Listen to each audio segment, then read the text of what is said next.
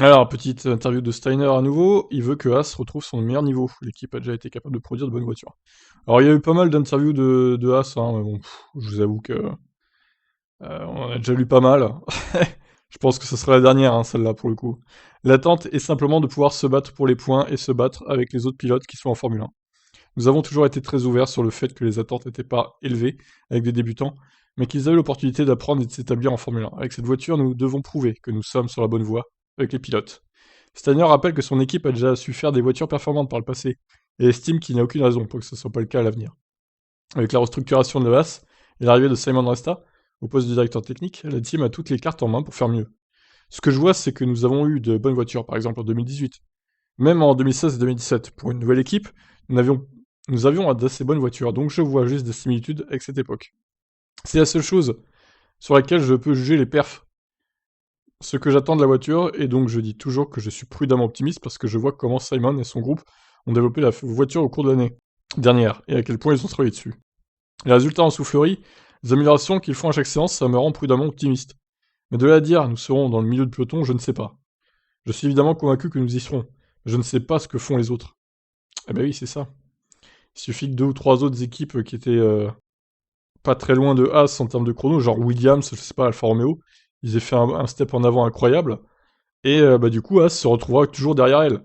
Et au final, ils seront toujours dans les derniers, quoi.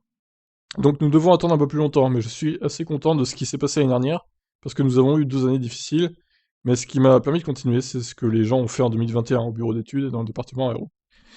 Ouais, bon.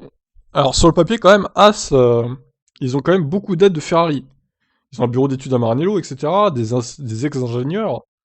Donc sur le papier, c'est pas trop mal, hein, quand même, hein. Maintenant, bon, ils ont deux pilotes qui sont un peu, on va pas dire débutants, ils ont peu d'expérience. Et surtout, Mazepin était très lent en 2021, c'est ça qui m'inquiète hein, pour eux aussi.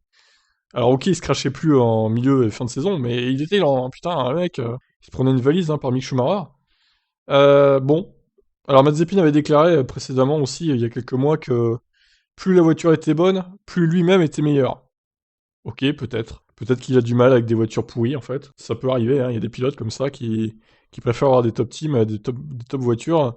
Alors, je vais pas me mettre à dos les fans de Vettel, mais on pourrait dire que c'est un peu le cas de Vettel. Même si, bon, il s'est déjà débrouillé avec des voitures pas au niveau.